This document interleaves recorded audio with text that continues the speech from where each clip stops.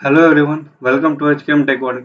तो इस वीडियो में बेसिकली हम लोग जानने वाले हैं कि हम लोग अपना जो ये डैशबोर्ड है उसका व्यू कैसे चेंज करते हैं। इसका मतलब क्या हुआ, जैसे मान लीजिए अभी ये आपका डैशबोर्ड है, इसमें आप देख सकते हैं इसमें बहुत सारा जॉब मैंने बनाया है और यहाँ पे बहुत सारा जॉब है। तो पर आप चाहते हैं इसमें से आपको कोई एक जॉब है आपका पैरामीटर, ठीक है, ये जॉब बहुत इंपॉर्टेंट जॉब है। आप चाहते हैं नहीं इतना सारा जॉब में इसको ढूंढने में आपको हो सके टाइम लग जाए, तो इसीलिए चाहते हैं आप एक अलग सा व्यू बना दें इसके लिए, हर इस जॉब के लिए कि कुछ जॉब को जो जो हमको इम्पोर्टेंट जॉब है, या फॉर एग्जांपल मैं बताऊं, जैसे मान लीजिए आपको कोई जावा के रिलेटेड जॉब है तो आप चाहते हैं जावा के रिलेटेड जितना भी जॉब है वो एक ग्रुप में आ जाए। उसी तरफ जो पाइथन के रिलेटेड जितना जॉब है वो एक ग्रुप में आ जाए। तो ऐसे ही हम लोग व्यूज बना के हर एक जॉब को बांट सकते हैं। कैसे करते हैं चलिए जानते हैं। जैसे ये एक व्यूज है, इसमें सब बहुत सारा जॉब इस ऑल में देखिए, यहाँ पे ऑल है, ऑल में सारा जॉब है, जितना भी जॉब आप बनाया सारा जॉब यहाँ पे लिस्टेड है। पर आप यहाँ पे आप प्लस का ऑप्शन देख रहे हैं, यहाँ पे आप जब प्लस पे क्लिक कीजिएगा तो इसमें आप क्या कर सकते हैं, ऐसे आप न्यू व्यूज बना सकते हैं। ठीक है, जैसे यहाँ पे मैं नाम दे देता हूँ अभी इसका इम्पोर्टेंट। ठीक है, आपको भी नाम अपना जॉब व्यूज का नाम दे दीजिए, आपका जो वर्क रिलेटेड नाम आप दे सकते हैं। फिर यहाँ पे आके आपको लिस्ट व्यू पे सेलेक्ट करना है। आपको ये डिलीवरी पाइपलाइन व्यू नहीं दिखेगा अभी, क्योंकि ये व्यूज आता है पाइपलाइन इनेबल करने के बाद, एक प्लगइन इंस्टॉल करने के बाद डिलीवरी पाइपलाइन व्यूज आता है। ये मैं नेक्स्ट वीडियो में बताऊंगा, जब मैं आप लोग अपस्ट्रीम और डाउनस्ट्रीम जॉब के बारे में बताऊंगा, तब मैं इसके बारे में भी, ये डिलीवरी पाइपलाइन व्यू के बारे में भी आप लोग को बताऊंगा।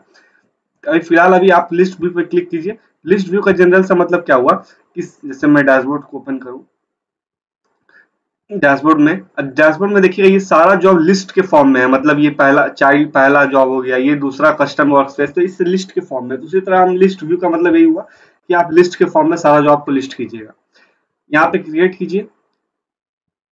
क्रिएट करने के बाद यहाँ पे आपको कुछ कुछ ऑप्शन दिखेगा और यहाँ पे आप देखिए आपका सारा जितना भी जॉब है सारा जॉब यहाँ पे लिस्ट है।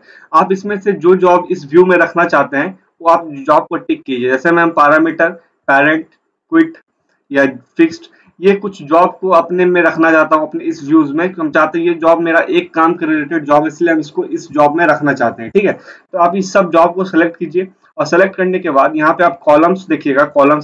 कॉलम्स में ये जनरली ये सब चीज आपको बता रहा है, जैसे कि status, weather, name, last success, last failure, last duration, build button, ये सब जनरली ये सब ऑप्शन है।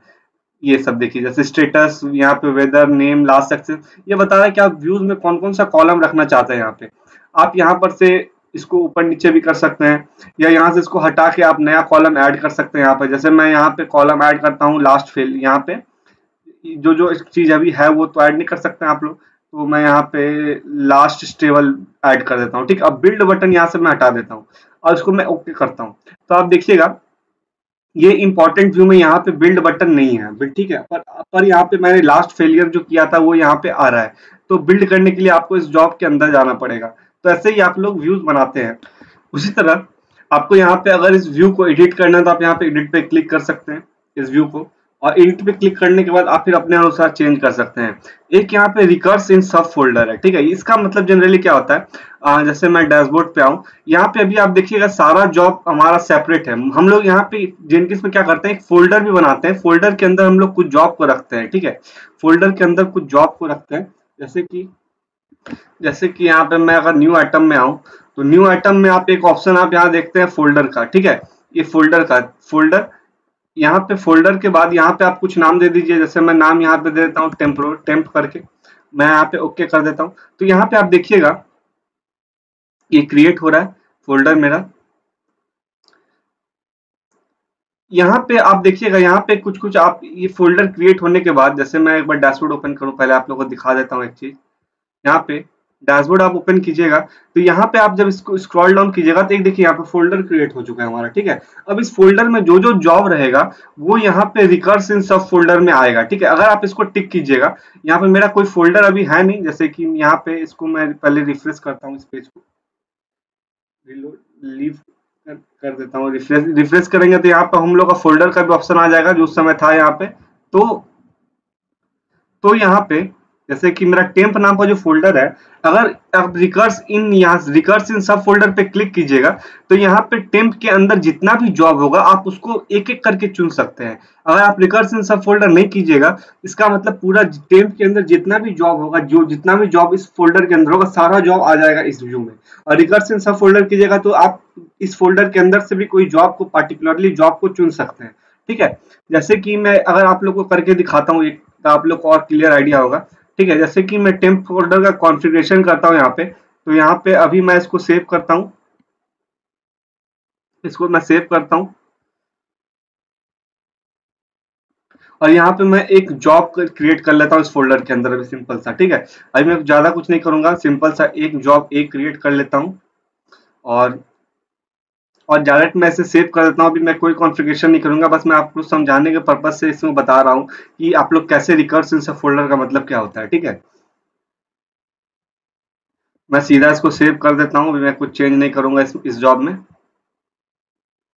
तो ये एक मेरा जॉब बन गया ए, और ए ये बन गया, और एक मैं जॉब और क्रिएट कर लेता हूँ यहाँ पे। एक जॉब मैं टेम्प के अंदर आता हूँ, यहाँ पे आप देखिए मैं टेम्प के अंदर फिर क्लिक करूंगा, इसके अंदर अभी एक जॉब मेरा ए बना हुआ है और इसके अंदर मैं एक और जॉब बना लेता हूँ। ठीक है, आप देखिए इस टेम्प फोल्डर के अंदर भी आप अलग अलग व्यूज बना सकते हैं। यहाँ पे जैसे व्यूज सिमिलर वे में बनेगा जैसे मैंने अभी बताया है। ठीक है, यहाँ पे मैं एक और जॉब क्रिएट कर लेता हूँ, तो आप लोग को मैं बता सकूंगा रिकर्सन सब फोल्डर का एक एग्जैक्ट का मतलब, आप लोग को क्लियर आइडिया होगा, मुझे आप लोग को समझ में आ गया होगा। अगर आप लोगों को कंफ्यूजन होगा तो ये प्रैक्टिकल देके आपको समझ में आ चुका होगा, आ जाएगा। हम लोग व्यू को ऐसे ही मैनेज करते हैं। इसको भी मैं सेव कर लेते हैं हम। अब मैं एडिट व्यू में आता हूँ। ठीक है, इसको मैं फिर से एक बार रिफ्रेश करता हूँ इस पेज को,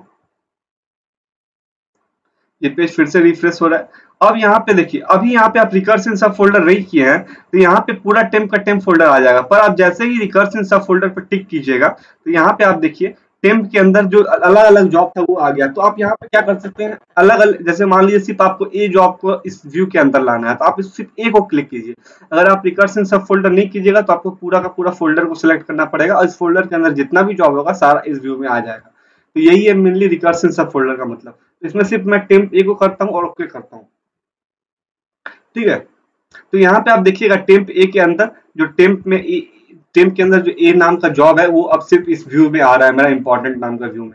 और इस टेम्प के अंदर भी मेरा दो जॉब है। तो ऐसे ही आप लोग कोई फोल्डर भी बना सकते हैं, आपको समझ में आ गया आप लोग कैसे फोल्डर बना सकते हैं और कैसे व्यू को मैनेज कर सकते हैं, आपको इन दोनों का आइडिया आ चुका होगा। अब मैं नेक्स्ट वीडियो में आप लोगों को क्या बताने वाला हूँ, अपस्ट्रीम और डाउनस्ट्रीम जॉब मैं क्रिएट करूंगा।